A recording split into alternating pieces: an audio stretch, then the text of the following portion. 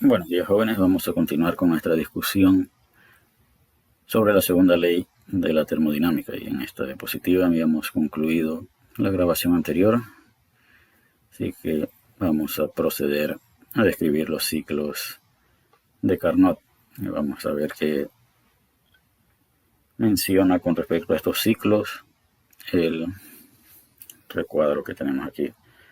Los ciclos más eficientes son aquellos que operan con procesos reversibles. Esto quizás no lo habíamos mencionado, pero podemos suponerlo. Hemos asociado irreversibilidades con la degradación de la calidad de la energía, por lo tanto, la eficiencia de un proceso está de alguna manera ligada a que tanto se degrada la energía en ese proceso. Si en el límite no hay degradación de la calidad de la energía, pues el proceso será lo más eficiente posible.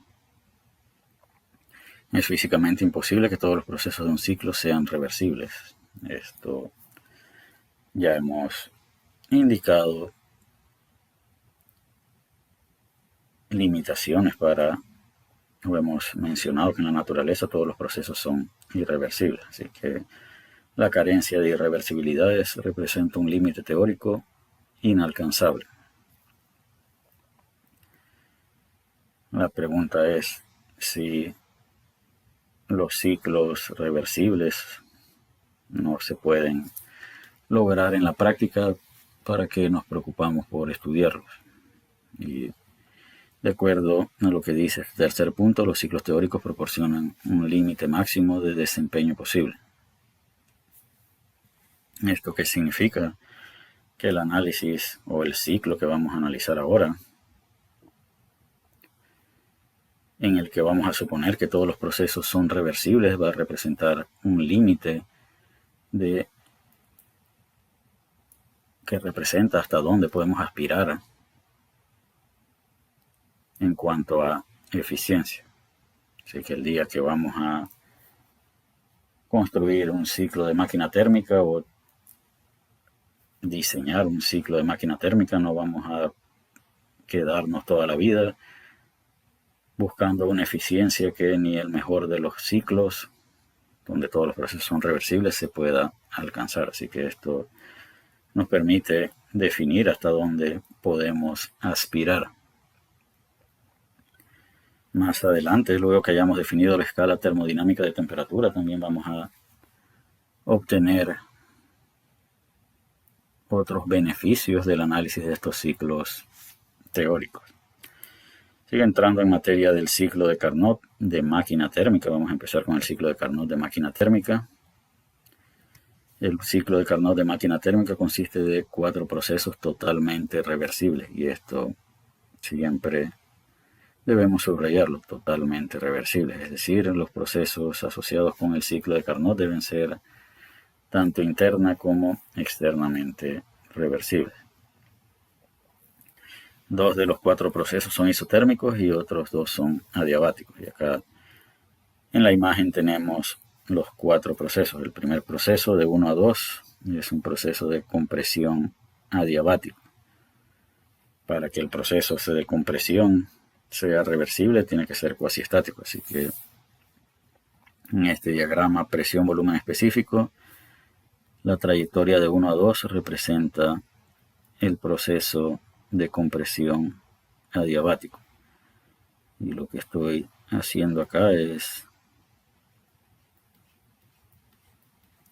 dibujando el área de la curva del proceso de 1 a 2, que representa trabajo de frontera de entrada. Así que el área indicada con las líneas rojas representa el trabajo de entrada de 1 a 2,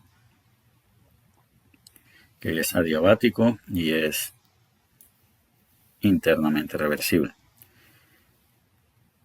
En los ciclos de máquina térmica decíamos que un depósito de alta temperatura debe suministrar energía. Y ese proceso de adición de calor ocurre en el proceso de 2 a 3 según esta imagen, donde el gas contenido dentro del sistema de pistón y cilindro debe atravesar un proceso de expansión isotérmico. Así que el proceso de 2 a 3 es de expansión y es a temperatura constante. La pregunta es, ¿por qué este proceso es a temperatura constante? ¿Y cuál debe ser la temperatura del gas que debe mantenerse constante en este proceso de adición de calor? Y vamos a recordar las irreversibilidades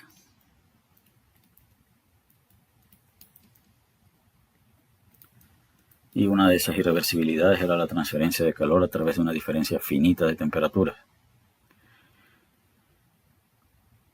Al inicio del análisis de los procesos del ciclo de máquina térmica de Carnot, habíamos subrayado la parte que indicaba que los procesos eran totalmente reversibles. Así que para que todos los procesos del ciclo de Carnot sean totalmente reversibles, inclusive la transferencia de calor tiene que ser reversible. Esto que significa que el proceso de adición de calor debe ser reversible. Y decíamos que en el límite la transferencia de calor era reversible cuando la diferencia de temperaturas era infinitesimalmente pequeña. Así que para que esta transferencia de calor sea reversible, la temperatura del gas debe ser igual a la temperatura del depósito de donde proviene tal energía, y por eso el proceso de 2 a 3 sigue una trayectoria isotérmica donde la temperatura es igual a TH. Ahora,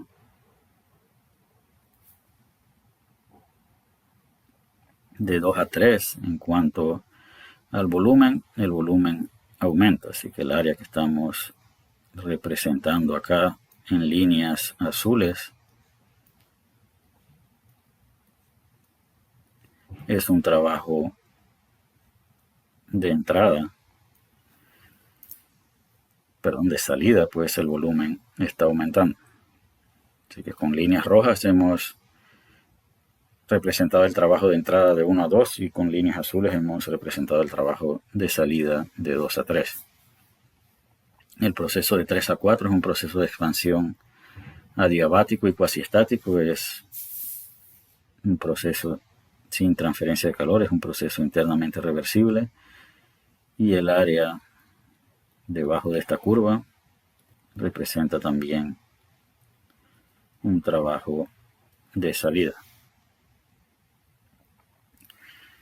El cuarto y último proceso, donde regresamos al estado 1, es un proceso de compresión isotérmico con rechazo de calor. Nuevamente, recordando el enunciado de Kelvin Planck de la segunda ley de la termodinámica, para que un ciclo de máquina térmica pueda tener trabajo neto de salida, debe interactuar con al menos dos depósitos. Así que necesitamos un depósito cuya temperatura sea menor o diferente a la del depósito donde ocurrió o con quien se interactuó en el proceso de 2 a 3. Así que la trayectoria del proceso de 4 a 1 sigue una trayectoria isotérmica. ¿Por qué debe ser isotérmica? Nuevamente, ese proceso de rechazo de calor tiene que ser reversible.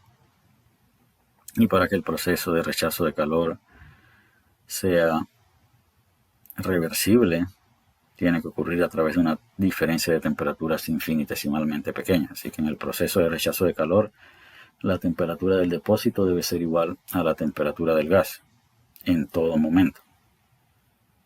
Si en algún momento la temperatura del gas fuese diferente a la temperatura del depósito, esa transferencia de calor sería irreversible. Con respecto al diagrama presión-volumen específico, el área debajo de esta curva representa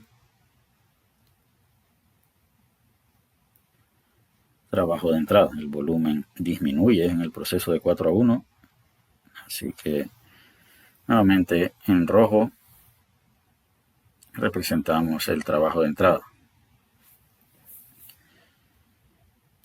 Analizando lo que hemos obtenido como resultado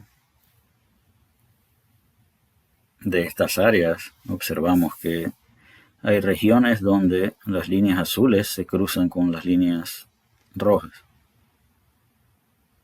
que significa que haya un cruce de líneas azules y líneas rojas. En esa región hay tanto trabajo de entrada como trabajo de salida. Observamos que dentro, o el área representada dentro del diagrama,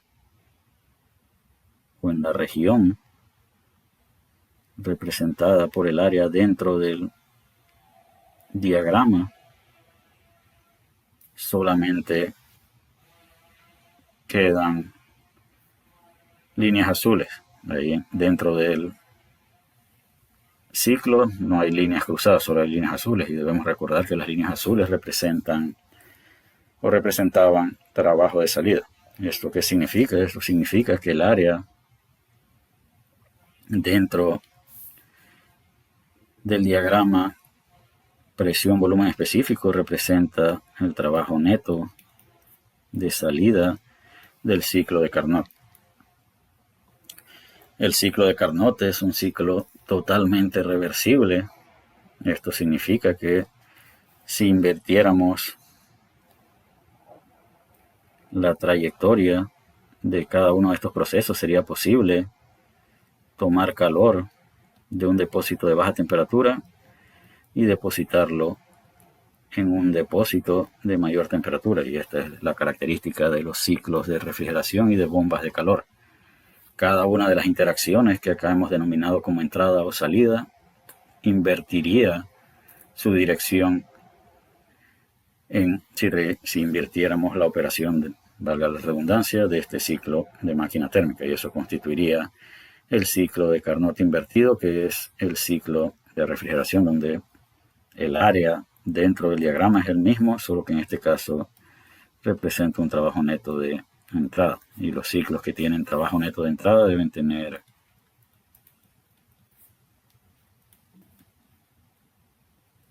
calor neto de salida.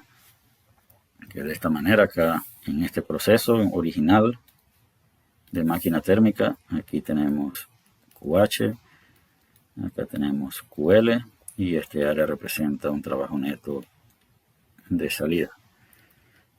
En el ciclo de refrigeración de Carnot, que es el de máquina térmica invertido, el trabajo neto de entrada tiene igual magnitud que el de salida en el ciclo de máquina térmica, y estas dos interacciones de calor también deben tener igual magnitud. Una vez ilustrado estos ciclos de Carnot, tanto el de máquina térmica como el de refrigeración, y la implicación que tiene sobre la magnitud de las interacciones, el invertir el sentido de la operación, vamos a proceder a definir los principios de Carnot, que en algunos textos les llaman corolarios de la segunda ley de la termodinámica. Y estos dos principios establecen el primero, que la eficiencia de una máquina térmica irreversible siempre es menor que la eficiencia de una máquina térmica reversible operando entre los mismos dos depósitos térmicos. Así que acá tenemos un depósito de alta temperatura TH y un depósito de baja temperatura ATL. Tenemos una máquina térmica reversible y una máquina térmica irreversible operando entre los mismos dos depósitos. De acuerdo al primer principio de Carnot, la máquina térmica reversible que opera entre esos dos depósitos debe ser más eficiente que la máquina térmica irreversible. Y esto parece algo que debemos esperar naturalmente. No ofrece nuestra mente no ofrece mayor resistencia, lo que indica este corolario de la segunda ley. El segundo corolario dice que la eficiencia de dos máquinas térmicas reversibles operando entre los mismos dos depósitos debe ser exactamente la misma. Así que ahora comparamos estas dos máquinas térmicas, que son ambas reversibles, operan entre los mismos dos depósitos, debemos esperar que su eficiencia térmica sea igual. Así que vamos a tratar de demostrar estos dos principios de Carnot. Nuevamente, el primero indica que la eficiencia de una máquina térmica irreversible que opera entre dos depósitos es menor a la de una máquina reversible que opera entre los mismos dos depósitos. Así que acá tenemos una máquina térmica 1 y una máquina térmica 2. La máquina térmica 2 está indicada como reversible.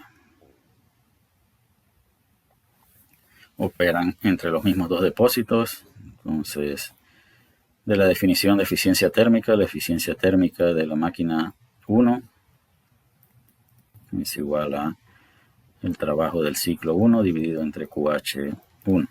Y la eficiencia de la máquina térmica 2 es igual a WC2 entre QH2. Y acá nos preguntan por el primer principio de Carnot, dice que esto debe ser menor que esto. Y acá esto debe ser, o acá nos cuestionan si esto es posible. Bien, entonces vamos a ver que nos preguntan en este recuadro si QH1 y QH2 son iguales, cómo se deben comparar WC1 y WC2 para que la máquina térmica 1 sea más eficiente que la máquina térmica 2. Entonces, según el primer principio de Carnot, esto que nos preguntan en el recuadro es imposible. Vamos a partir del principio de que QH1 es igual a QH2, así que vamos a eliminar estos subíndices, pues simplemente asumimos que los dos QH son iguales. Eso significa que para que lo que sugiere este recuadro sea cierto, que repito, el primer principio de Carnot dice que es imposible, tendríamos que lograr esto. Entonces, debemos preguntarnos si es posible que eso ocurra. Entonces vamos a invertir la operación de la máquina térmica reversible. Ahora la vamos a operar como un ciclo de refrigeración. Y para que se expulse el mismo QH, acá debemos introducir el mismo trabajo que producía esta máquina térmica cuando operaba como máquina térmica. Decíamos hace unos minutos que invertir la operación es invertir la dirección de las interacciones, pero sus magnitudes permanecen constantes. Así que hemos dicho que los dos QH son iguales, así que esto es cómo hacer esto ahora. Esta máquina térmica reversible que requiere esta entrada de energía transfiere este QH al depósito de alta temperatura, pero luego ese QH es suministrado a la máquina térmica 1. Entonces, acá nos preguntan si QH1 y QH2 son iguales, cuánta energía en forma de calor intercambia el ciclo combinado con el depósito ATH. Ahora tenemos este ciclo combinado que implica ambos ciclos o agrupa ambos ciclos. Entonces vamos a ver cuál es el Q neto del depósito ATH. El depósito ATH recibe QH2 y suministra QH1. Pero nuestro análisis lo hemos iniciado bajo el supuesto de que QH1 y QH2 son iguales. Por lo tanto, bajo ese supuesto, el depósito de alta temperatura con respecto al ciclo combinado no transfiere ninguna cantidad de energía. Es decir, el ciclo combinado no interactúa con el depósito de alta temperatura. Entonces, luego que hemos llegado a la conclusión de que este ciclo combinado, de la manera que lo hemos planteado, suponiendo que QH1 es igual a QH2 e igual a QH, no interactúa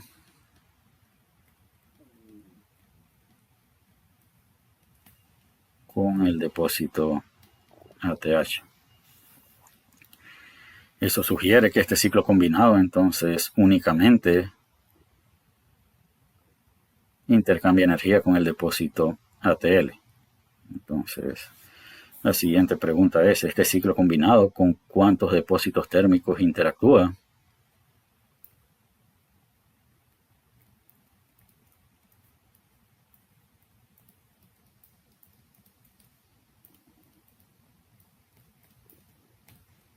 No interactúa con el depósito TH, así que eso hace que la respuesta a esta incógnita sea 1. El ciclo combinado solo intercambia energía con el depósito ATL. Y será posible que un ciclo que interactúa con un solo depósito térmico pueda tener un trabajo neto de salida. El enunciado de Kelvin-Planck de la segunda ley de la termodinámica dice que eso es imposible. Así que desde el punto de vista de este ciclo combinado, el trabajo neto de salida sería igual a WC1 menos WC2. Sin embargo, el enunciado de Kelvin-Planck asegura que es imposible que esto sea mayor a 0. Así que esto es imposible. Y si esto es imposible que WC1 sea mayor a WC2. Por lo tanto, para dos ciclos que operan entre los mismos dos depósitos que reciben la misma cantidad de calor, es imposible que el irreversible genere más trabajo que el reversible. Por lo tanto, la eficiencia de la máquina térmica 1 nunca puede ser mayor que la eficiencia de la máquina térmica 2. La pregunta que nos hacen acá al final, ¿será posible que el ciclo combinado tenga un trabajo neto de entrada? No hay nada que impida que este resultado sea negativo. Eso que significa que WC1 puede ser menor a WC2 sin violar ningún principio fundamental de la termodinámica. Ahora, si regresamos acá y WC2 es más grande que WC1, definitivamente que la eficiencia térmica de la máquina reversible tiene que ser mayor que la eficiencia térmica de la máquina reversible 1. Y eso demuestra el primer principio de Carnot. El segundo principio de Carnot establece que la eficiencia de dos máquinas térmicas reversibles operando entre los mismos dos depósitos debe ser igual. O sea, nuevamente tenemos una máquina reversible 1 y una máquina térmica 1 y una máquina térmica reversible 2. Hemos utilizado como referencia este ciclo combinado y hemos indicado que WC2 puede ser mayor a WC1. Y voy a regresar a ese caso. Si WC2 es mayor a WC1, para el ciclo combinado W neto es de entrada.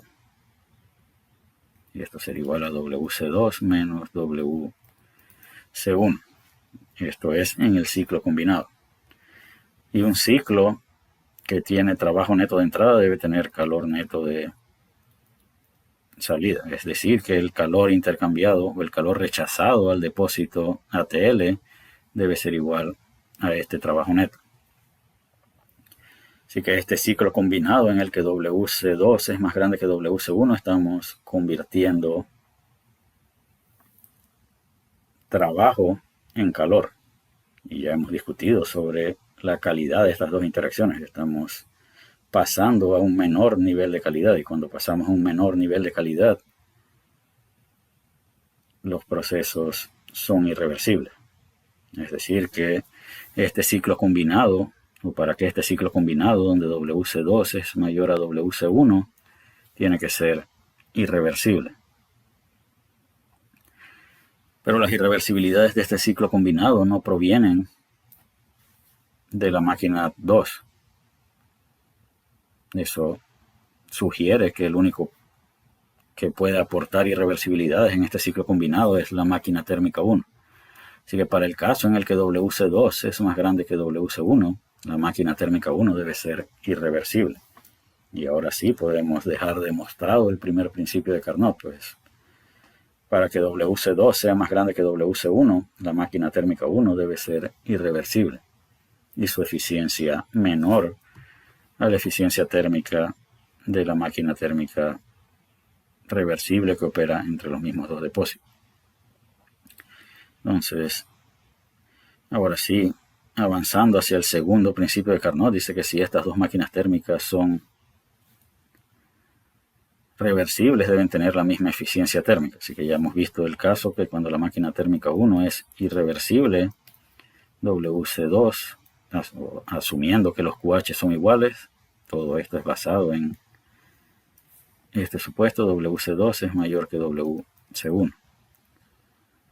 Pero se estaría violando algún principio fundamental si WC1 fuese igual a WC2.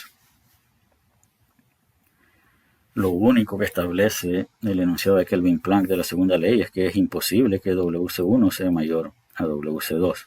Esto es imposible. Pero no hay limitaciones para que esto sea cierto. Ahora, si WC1 y WC2 son iguales, el trabajo neto del ciclo combinado es cero. En ese caso no estamos convirtiendo nada de trabajo en calor. Seguimos operando o seguimos en el mismo nivel de calidad. Transferimos una cantidad de trabajo al sistema que la sacamos por esta otra parte. O transferimos una cantidad de trabajo al ciclo combinado que estamos sacando íntegramente en el mismo nivel de calidad por el otro punto. Esto es reversible, por lo tanto, en este caso donde el trabajo es el mismo para las dos máquinas térmicas bajo el supuesto que los QH son iguales, exige que la máquina térmica 1 también sea reversible. Así que si los trabajos son iguales y los QH son iguales, sus eficiencias también deben ser iguales, lo que demuestra el segundo principio de Carnot.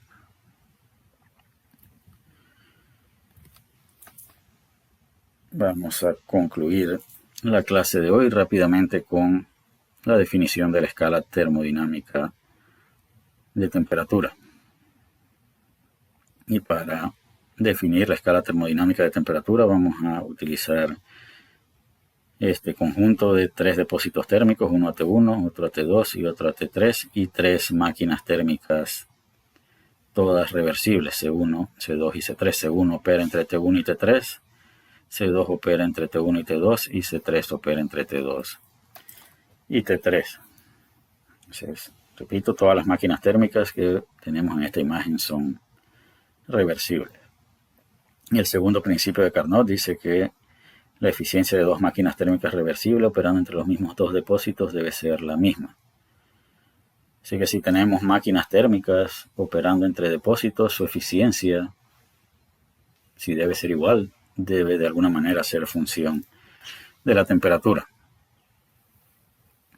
Y es lo que indica este recuadro. La eficiencia térmica de las máquinas térmicas reversibles depende únicamente de la temperatura de los depósitos térmicos. Es decir, la eficiencia térmica de la máquina 1 o de la máquina C1 solo depende de T1 y T3.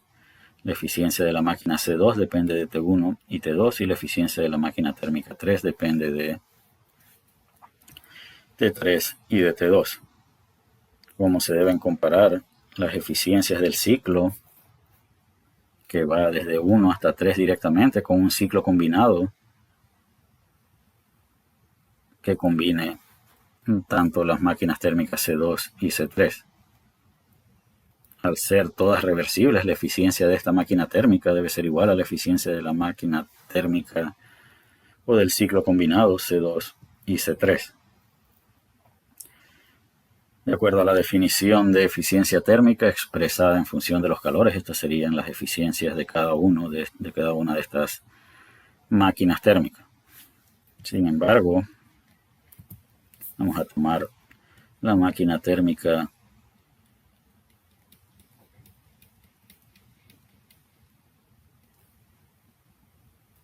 esta es la máquina térmica 1 y decíamos que su eficiencia térmica es solamente la función de T1 y de T3. Ahora, con respecto a esta expresión, ¿qué término de esta expresión es el que podría ser función de la temperatura? 1 es una constante. Aparece en todas las expresiones que tenemos aquí de eficiencia térmica. Así que si hay alguien que debe depender de la temperatura, no es el coeficiente 1. Lo único que puede depender de la temperatura en estos términos son estas razones de calor agregado versus calor rechazado. Y acá es Q3 entre Q1. Esto debemos corregirlo.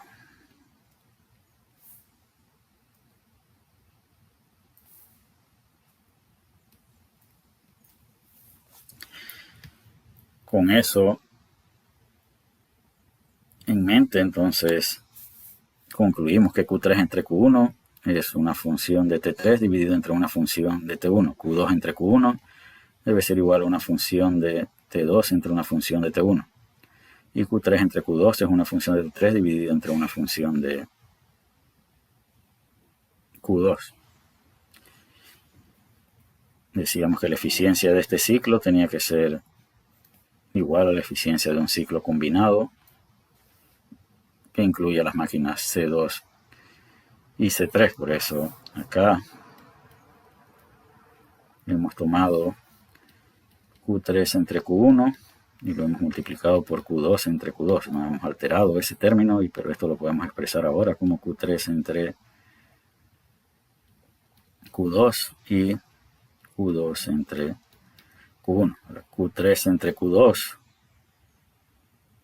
tiene que ver con la eficiencia de la máquina térmica AC3 y Q1 entre Q2 tiene que ver con la eficiencia de la máquina C2. Si repito, esto solo es función de T3 y T2 y esto debe ser solamente función de T2 y T1 como se indica aquí. Y la función phi seleccionada para satisfacer lo que requieren estas máquinas térmicas o para satisfacer lo que indica el segundo principio de Carnot constituye la escala termodinámica de temperatura o la escala absoluta. Esta función es simplemente la temperatura. ¿Y qué concluimos de esa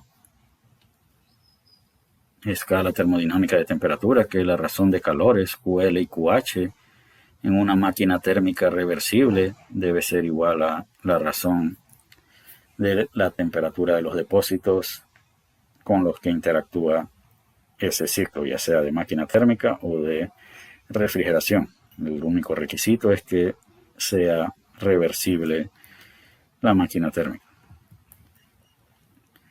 Luego de definida la escala termodinámica de temperatura, vamos a regresar en la próxima clase al ciclo de Carnot para establecer en función de la temperatura de los depósitos la eficiencia térmica de esos ciclos que, como decíamos, representan el límite teórico de máxima eficiencia que podemos alcanzar al